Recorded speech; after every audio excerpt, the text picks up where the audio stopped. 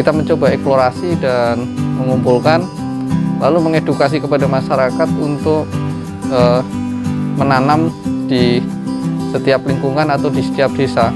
Jadi dengan sistem integrated farming banyak tersedia bahan-bahan di sekeliling kita untuk meningkatkan imunitas tubuh.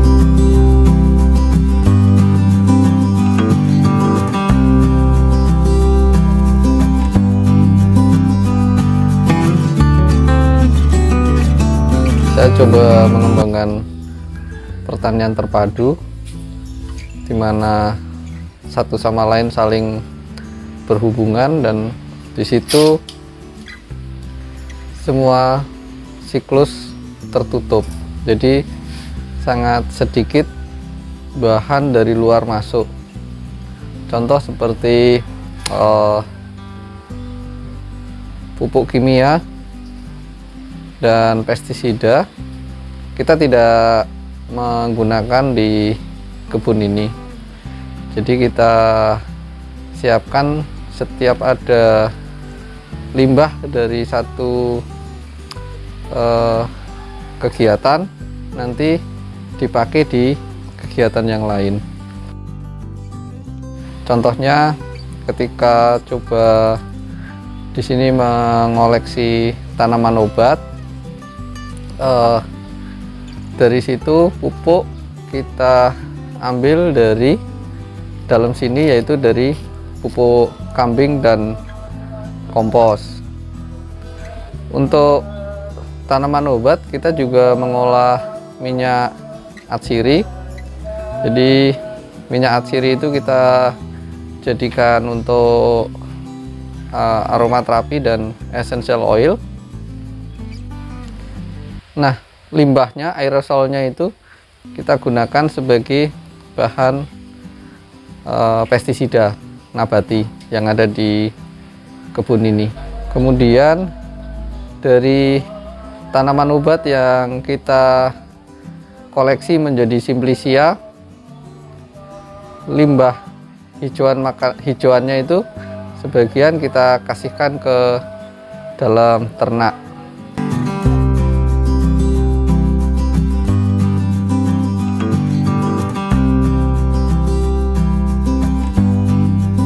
Untuk tanaman obat kita juga mengolah minyak atsiri.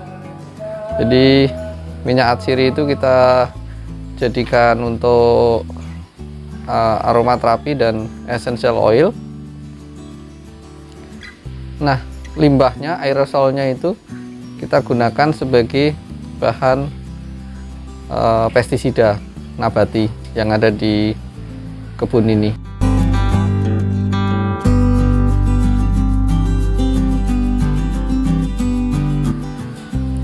Kemudian kita juga memanfaatkan ternaknya, bisa jadi susunya. Kalau untuk yang ternak kecil seperti ayam, kita manfaatkan telurnya.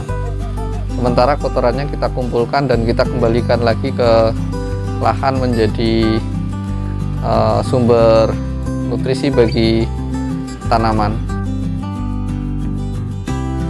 Nah, model perputaran seperti ini sebetulnya sangat lentur, jadi sangat bisa menghadapi segala situasi, baik situasi bencana seperti bencana alam maupun bencana karena COVID. Jadi dengan sistem integrated farming banyak tersedia bahan-bahan di sekeliling kita untuk meningkatkan imunitas tubuh.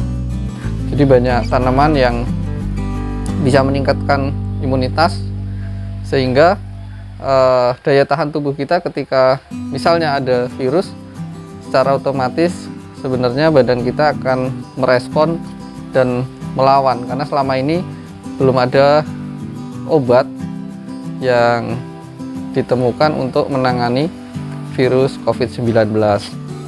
Hanya yang coba diterapkan adalah mengembangkan tanaman-tanaman yang mengandung mirisitin. Jadi tanaman-tanaman itu berfungsi untuk meningkatkan imunitas. Contoh Myricitin banyak di tanaman jeruk, banyak di tanaman kelor. Nah, dari tanaman-tanaman itu secara tidak langsung ketika kita mengkonsumsi, maka kita sudah mulai terjaga. Nah, kemanfaatannya juga bukan untuk diri sendiri. Jadi ketika ada orang datang, kita meng-share informasi.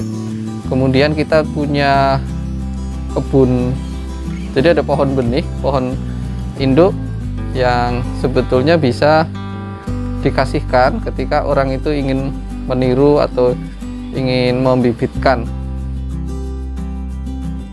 Selain tanaman obat, saya mengumpulkan tanaman sumber pangan lokal. Jadi sering ketika terjadi bencana, bantuan pemerintah tidak langsung datang. Karena apa? Karena sering terjadi kerusakan infrastruktur, sehingga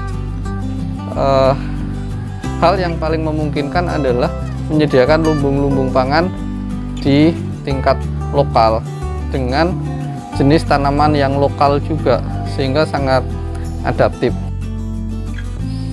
Kita mulai membuat kebun ini dari tahun 2010.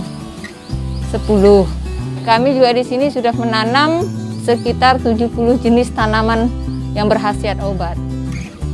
Yang paling banyak di sini selain tanaman-tanaman yang bisa langsung dikonsumsi seperti kelor itu, terus di sini ada tanaman sambiloto. Tanaman sambiloto itu tanaman yang kayak rumput di sia-sia. Nah itu, terus ada tanaman pucet kuda. Nah pucet kuda ini memang kelihatannya kan seperti gulma ya. Nah itu tapi sangat-sangat bermanfaat, karena kebetulan saya punya pengalaman pribadi. Anak saya itu divonis dokter untuk dioperasi. Nah terus saya pulang-pulang, aduh mau dioperasi, dengar operasi aja udah langsung Nah terus alhamdulillah saya coba treatment dengan tanaman itu. Alhamdulillah anak saya sampai hari ini tidak pernah dioperasi dan amandelnya sembuh.